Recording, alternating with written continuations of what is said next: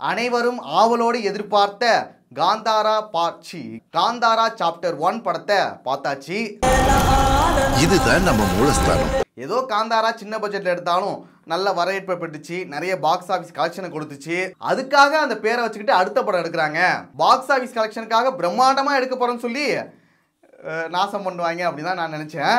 அப்படி நினைச்ச எனக்கு என்ன நடந்துச்சு, என்ன ஆச்சுங்கிறதான் இந்த வீடியோல பார்க்க போறோம். படம் எப்படி இருக்குங்கிறத பார்க்க போறோம். நம்ம முன்னோர்கள் வாழ்ந்தது இங்கதான். அது ஒரு பெரிய புராண கதை. இந்த படத்தோட ஸ்டோரி என்னன்னா, காந்தாரா படத்தோட கிளைமேக்ஸ்ல ரிஷப் ஷெட்டி வந்து கடவுள் ரூபமா வந்து மக்களுக்கான இடத்தையும் மக்களையும் காப்பாத்தி கொடுத்துட்டு மறைஞ்சிடுவாரு. அப்பா இந்த இடத்துல எதுக்காக மாயமானாரு? இந்த படத்தோட ஸ்டார்டிங்ல தன்னோட அப்பா எதனால மறைஞ்சாருன்னு சொல்லிட்டு ஒரு சின்ன பையன் கதை கேட்கிறான். இதுக்கு முன்னாடி என்ன நடந்தது தெரியுமா அப்படின்னு சொல்லி ஒரு கதை ஆரம்பிக்கிறாங்க. அது ஒரு பெரிய புராண கதை. இந்த படத்தை வந்து ஒரு சீக்வலா சொல்லாம ப்ரீக்வலா, அதாவது இதுக்கு முன்னாடி என்ன கதை நடந்துச்சு அப்படிங்கிற ஒரு புராண கதை ஒன்று சொல்றாங்க. அதுதான் இந்த காந்தாரா சாப்டர் 1 படத்தோட கதை. இதுக்கப்புறம் தியேட்டர்ல போய் பாத்துங்க. இதை சீக்வலா எடுக்காம ப்ரீக்வலா எடுத்ததுனால நிறைய அட்வான்டேஜ் இருக்கு. ஏன்னா என்ன கதை வேணா சொல்லலாம். ஒரு புராண கதையில இப்படி நடந்துச்சு, இப்படி கடவுள் வந்தாரு, இதெல்லாம் நடந்துச்சு அப்படிங்கிறது என்ன வேணா சொல்லலாம். அதனால இவங்களோட கற்பனை கதையை இன்னும் நல்ல கன்வின்சிங்கா சொல்ல முடிஞ்சிருக்கு. ஃபர்ஸ்ட் பாசிட்டிவ் எல்லாத்தையும் பார்த்துடலாம். ஃபர்ஸ்ட் பாசிட்டிவா நான் ரிஷப் ஷெட்டியை தான் சொல்லுவேன். ஒரு டைரக்டராகவும் சரி, ஒரு ஆக்டராகவும் சரி பிரமிக்க வச்சிருக்காரு. இந்த சிலிர்க்க வைக்கும் நடிப்புன்னு சொல்லுவாங்களே, அதை பார்க்க முடிஞ்சது. சாமி வந்த மாதிரி ஒரு சீன் இருக்கும். அந்த சீன்ல இவர் நடிச்சிருக்காரா இல்ல உண்மையாவே சாமி வந்திருக்கா அப்படிங்கிற அளவுக்கு தோண வச்சிரும். காந்தாரா படத்துலயும் இந்த மாதிரி ஒரு சீன் வரும், நடிச்சிருக்காரு. ஆனா இந்த படத்துல அதை தாண்டி இன்னும் எனர்ஜி கொடுத்து அந்த சீனை இன்னும் பயங்கரமா பண்ணிருக்காரு. பியூர் கூஸ்பம்ஸ் தாங்க, ஒன்னும் சொல்ல முடியல. அதே போல ரைட்டிங்லயும் சரி, அந்த கூஸ்பம்ஸை கிரியேட் பண்றதுக்கு ஒரு மேஜிக் ஒன்று பண்ணிருக்காரு. அது நல்லாவே ஒர்க் அவுட் ஆயிருக்கு. எப்பா உண்மையாவே ஒர்த்துடா. ஒரு சாமி படத்தை பொறுத்த வரைக்கும் கடவுள் நம்பிக்கை இல்லாதவனுக்கு கூட அது எங்கேஜிங்கா இருக்கணும், அவனும் அந்த படத்தை ரசிக்கணும். இப்போ கூட ரீசெண்டா கண்ணப்பான்னு ஒரு படம் பார்த்தேன். ஐயோயோ போட்டு கொன்னுட்டானுங்க. ஓடலா 2 படத்தை கூட சொல்லலாம். அதுலயும் சாமியை காட்டி சாவடிச்சிருவாங்க. அந்த மாதிரிலாம் இல்லாம இந்த படம் உண்மையாவே நல்லா இருந்துச்சு. உங்களை பார்க்க நீங்க வந்தீங்க, உங்களை பார்க்க நாங்க வரக்கூடாது. எனக்கும் கடவுள் நம்பிக்கை இல்லதான், இருந்தாலும் எனக்கே கூஸ்பம்ஸா இருந்துச்சு. அதை கிரியேட் பண்ணிட்டாங்க. அங்கதான் ரிஷப் ஷெட்டியோட சக்சஸே இருக்கு. இதெல்லாம் உங்க ஆளுங்களுக்கு தெரிஞ்சா நீங்க எங்க கூட வர மாதிரி இருக்கும். அப்ப இந்த படம் பார்த்து கடவுள் நம்பிக்கை வந்துருச்சா?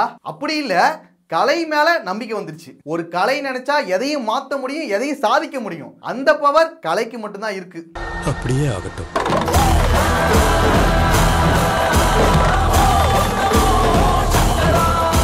அடுத்து இந்த படத்துல நடிச்ச மற்ற நடிகர்கள் ஜெயராமா இருக்கட்டும், ருக்மணிக்குன்னா வந்த உடனே அப்படியே நிறைய பேர் கத்த ஆரம்பிச்சிட்டாங்க.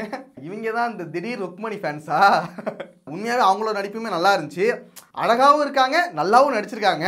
அதுக்காக தான் நெருங்கி வந்தேன். அடுத்த பாசிட்டிவா இந்த படத்தோட மேக்கிங் சொல்லலாம். இந்த படத்தோட மேக்கிங் வந்துட்டு அவ்வளோ சூப்பரா பண்ணிருக்காங்க. காந்தாரான்னு ஒரு வேர்ல்டு கிரியேட் பண்ணி அதை நம்ம நம்ப வைக்கிறதுக்காக ஒரு பிரம்மாண்டத்தை கொடுத்துருக்காங்க. அது ஸ்கிரீன்ல நல்லா தெரியுது. இதுக்கு முன்னாடி ரிலீஸ் ஆன காந்தாரா படம் வந்து 16 கோடி பட்ஜெட்ல பண்ணாங்க. அதுவே நல்லா இருந்துச்சு. இப்போ 125 கோடியில பண்ணிருக்காங்க. உண்மையாவே நம்ப முடியல. இது 125 கோடியில பண்ண படமா இல்ல 300-400 கோடியா? ஏன்னா நம்ம வந்து 200-300 கோடி படம்னு சொல்லுவாங்க. பார்த்தா ஒரு இடமும் இருக்காது, ஒரு மண்ணும் இருக்காது.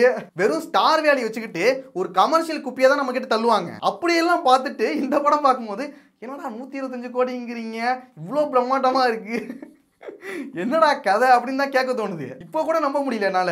விஎஃப்எக்ஸா இருக்கட்டும், செட் ஒர்க்கா இருக்கட்டும், எல்லாமே சூப்பரு. கொஞ்சம் கூட பிசிறு தட்டவே இல்லை. ஒரு புலி ஒன்று வரும், அதெல்லாம் அவ்வளோ ரியலா இருக்கு. ஏதோ ஹாலிவுட் படத்துல பாக்குற மாதிரி இருக்கு. அது மட்டும் இல்லாம இன்னும் சில அனிமல்ஸ்லாம் வரும், அதுவுமே அவ்வளோ ரியலா இருக்கு. அதான் கரெக்டா பார்த்து செலவு பண்ணா ஒரு குவாலிட்டியான ஒரு நல்ல படம் வரும். அதுக்கு இதான் ஒரு உதாரணம். அடுத்த பாசிட்டிவா சினிமோட்டோகிராஃபியும் ஸ்டண்ட்டும் நான் சொல்லுவேன். இந்த படம் விஷுவலா இந்த அளவுக்கு வந்ததுக்கான ஒரு முக்கியமான காரணமே சினிமோட்டோகிராஃபி தான். அதை வந்து நல்லாவே பண்ணிருக்காங்க. அதே போல ஃபைட் சீனுமே அவ்வளவு சூப்பரா பண்ணியிருந்தாங்க. காந்தாராக்குள்ள எந்த காரணம் கொண்டும் போக கூடாது. ஒவ்வொரு ஃபைட் சீனுமே டிஃப்ரெண்டா இருக்கும். கொஞ்சம் கூட போர் அடிக்காது, ரொம்பவும் லாஜிக்கையும் மீறி போகாது. அங்கங்க சின்ன சின்ன லாஜிக் மீறல் இருந்தாலுமே அது படமா பார்க்கும்போது நமக்கு தெரியாது. அந்த ஃபைட் சீன் இவ்வளவு சூப்பரா வந்ததுக்கான ஒரு முக்கியமான காரணமும் சினிமோட்டோகிராஃபி தான். ஒரு ஃபைட் சீன்ல சுத்தி சுத்தி சுத்தி கேமரா போயிட்டே இருக்கும். அந்த ஃபைட் சீனை நீங்க பாருங்க, உண்மையாவே சூப்பரா இருக்கும். சில படங்கள்லாம் தியேட்டர்ல தான்டா பார்க்கணும் அப்படின்னு நமக்கு தோணும்ல. இதெல்லாம் தியேட்டர்ல பார்த்தா தானே நல்லா இருக்கும், அவ்வளோ பெரிய ஸ்க்ரீன்ல உட்காந்து பார்க்கணும்னு தோணும்ல. அதுக்கு ஒரு ஏத்த படம் தான் இது. அடுத்து இந்த படத்துல எனக்கு பிடிச்ச சீன்ஸ் எல்லாத்தையும் சொல்லிடுறேன். ஃபர்ஸ்ட் ஸ்டார்டிங்ல ஒரு ஸ்டோரி ஒன்று சொல்லுவாங்க, அது நல்லா இருந்துச்சு. அதுக்கப்புறம் கொஞ்சம் வளன்னு கொஞ்சம் இழுத்துட்டு போவாங்க, காமெடினா பண்ணிக்கிட்டு அப்படி இப்படின்னு. என்னடா போட்டு சாவடிக்கிறானுங்க, டேரக்டா மேட்ருக்கு வாங்கடா, ஏன்டா இதில் காமிச்சிட்டீங்க அப்படி மாதிரி தோணும் நமக்கு. ஆனால் நம்மளை வேற இடத்துல டைவர்ட் பண்ணி வேற ஒரு இடத்துல ஒரு சம்பவத்தை பண்ணிடுவாங்க. அது நமக்கு செகண்ட் ஹாஃப்ல தான் தெரியும். அதுக்கப்புறம் இன்டர்வலுக்கு முன்னாடி ஒரு புலி சீன் ஒன்று வரும், அதுல இருந்து ஆரம்பிக்கும் கூஸ் பம்ப்ஸ். அதுக்கப்புறம் தொடர்ந்து கூஸ் பம்ப்ஸ் தான்டா, நச்சுக்கடி நச்சுக்கடி நச்சுக்கடி நச்சுக்கட்டி நச்சுக்கட்டி நச்சுக்கட்டி நச்சுக்கட்டி. அந்த இன்டர்வல் சீனா இருக்கட்டும். அதுக்கப்புறம் வந்துட்டு ஒரு இடத்துல வந்துட்டு அதை நான் சொல்ல விரும்பல, நீங்க படம் பாருங்க. அதுக்கப்புறம் கிளைமேக்ஸ்ல ஒன்று வரும், எப்பா முடியலங்க, ஒரு மாதிரியே சிலுக்க ஆரம்பிச்சிட்டுங்க. சரிடா, படத்துல எல்லாமே நல்லா இருக்குன்னு சொல்ற, அப்ப எந்த ஒரு குறையுமே இல்லையான்னு கேட்டீங்கன்னா அது வந்து சொல்றேன். ஃபர்ஸ்ட் நெகட்டிவ் என்னன்னா, ஃபர்ஸ்ட் ஹாஃப்ல வந்துட்டு காமெடின்னு சொல்லிட்டு கொஞ்சம் ஒரு ட்ராக் ஒன்று ஓடிட்டு இருக்கும்.